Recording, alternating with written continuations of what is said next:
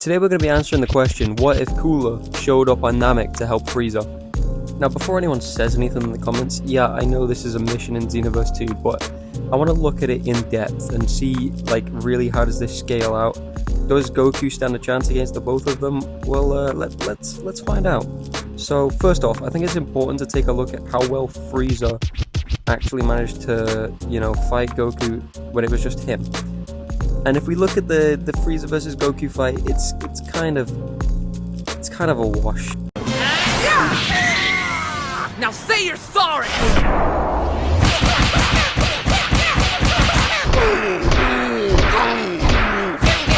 Are you sorry yet? I think I peed a little. Goku destroys Frieza for the majority of the fight. Frieza barely lands anything, apart from in the final moments of the battle where, Frieza's powered up to 100% and Goku's already pretty tired from the whole thing. That's the only real part where Frieza actually lands anything against Goku. The rest of the fight is just Goku absolutely demolishing Frieza.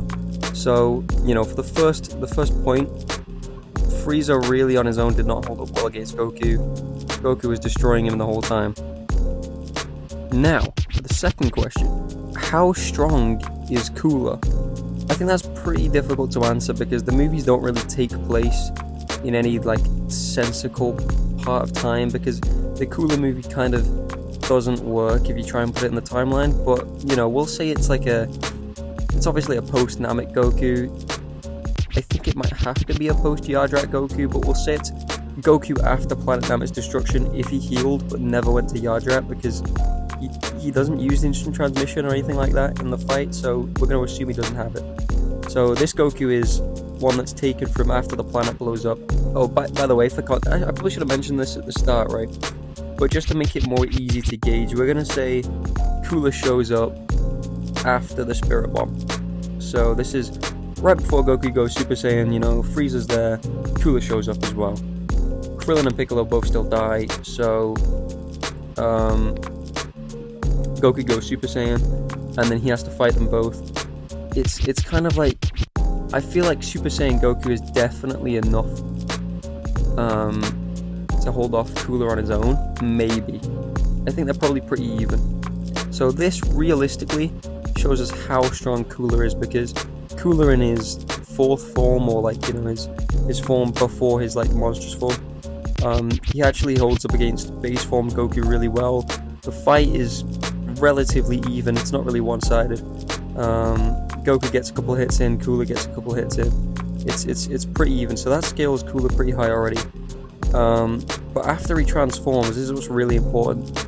After he transforms, Goku does not land a single hit. The fight is entirely one-sided.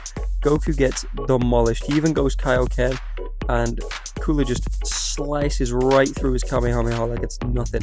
So this really shows that Cooler in this form is it's not even close between him and Goku in his base form.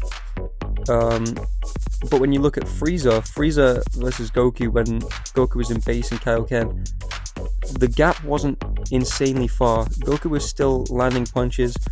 Obviously, Frieza was still above him, and that was clear to see, but the fight was a lot more close than what Cooler versus Goku was, because that was entirely one-sided. Goku had no chance of winning that fight. Now, obviously, all this changes when Goku goes Super Saiyan, because once he turns Super Saiyan, he quite literally mops the floor with Cooler, even in his final form. So it kind of messes with it a little bit, because his power increase is kind of difficult to measure here. It doesn't really make sense, but we're gonna say that this version of Super Saiyan Goku is stronger than the one on Namek, because otherwise it doesn't make sense.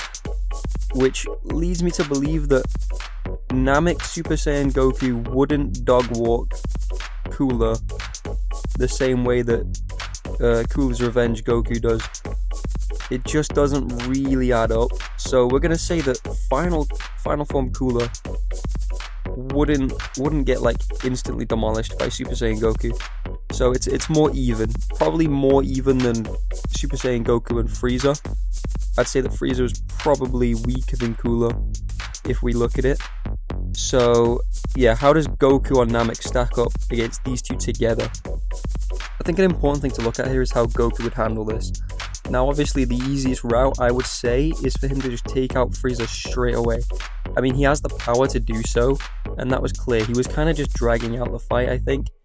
At the end of the fight, he just demolishes Frieza. Everybody's seen it, you know, the "you fool" scene.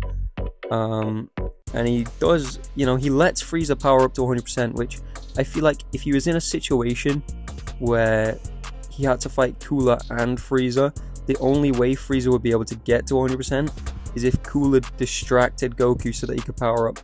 Other than that, I don't think Goku would let him. I think Goku would realize the situation is a lot more dangerous and would probably attempt to, you know, just get rid of Frieza as quickly as possible.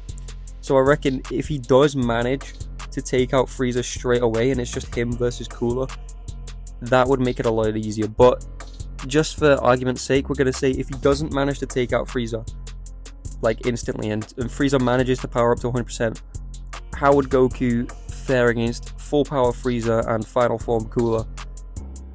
I'm going to be honest, it's a difficult one to gauge because it could tip either way. If Goku's Namek form really is like even to Cooler, then he's pretty much finished. But if he's still above Cooler and above Frieza, he does have a chance.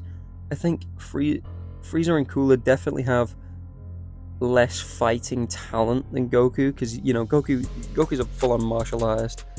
He definitely has that advantage, but when it's a 2v1, it's kind of difficult. I'd say Goku definitely has, in Super Saiyan, I think he definitely has the ability to take out Frieza.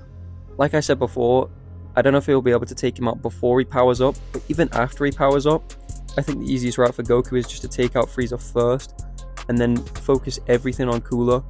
And I think it really comes down to whether or not he can wear down the two of them, even when they're both coming at him at the same time. I reckon it's really close, and I think I'd say Goku would probably lose. And I'm only going to say that because, one, at the end of the Namek fight, Goku is really worn down. You know, even in Super Saiyan, he's struggling to keep up with 100% Frieza. Obviously, he's still overpowering him, but he's obviously tired. And if Cooler was there as well, that endurance would just be draining even quicker. After the Spirit Bomb, Frieza is obviously also weakened. So if that's where we're setting it, Goku still, you know, he's not at a massive disadvantage, but it's more the fact that I think he'll be so worn down from the whole fight with Frieza that Cooler will just be able to swoop in. Goku will turn Super Saiyan, you know, he'll hold them both off. He might even get rid of Frieza. But after that, I think it really boils down to Goku's stamina, how much energy he has left, and does he really have enough to take out final form Cooler? I don't think so. I think Goku would lose, just like it would be really close. But I think he would lose it, and I think he could beat one of them. And I'm gonna say that one would be Frieza because Frieza's already tired. But I think Cooler would just about take him out. Honestly, though, it could go either way, I guess. I don't really know how to scale the Namek Super Saiyan against the Cooler's Revenge Super Saiyan, because if this was Cooler's Revenge Super Saiyan, obviously he would destroy them both.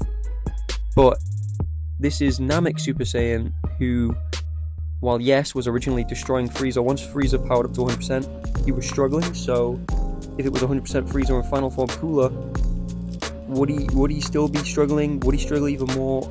I'd say so. So, you know, even if, like, you know, what actually happens, even if he managed to get rid of Frieza, he's still injured and tired, and he's got to take on Cooler. And not only would that, you know, extend how long the fight goes on for, meaning that Goku probably won't be able to escape Namek before it explodes, which is something that, honestly, I didn't even take into account. You know, I think it being a 2v1 as well, I think it would be too much. So, you know, if we're ignoring plot armor, which obviously exists, I think Goku really genuinely loses this fight. But I think it's a pretty interesting topic because the movies don't really fit alongside the show, so it's something that you can debate without necessarily being wrong or right. But yeah, that's what I'd say for that. thanks for watching this video. I know it's kind of different to the other uploads I've made, but I wanted to do something a little bit different. I am planning on making another How Evil video, and even possibly a part 3 to the villain designs videos.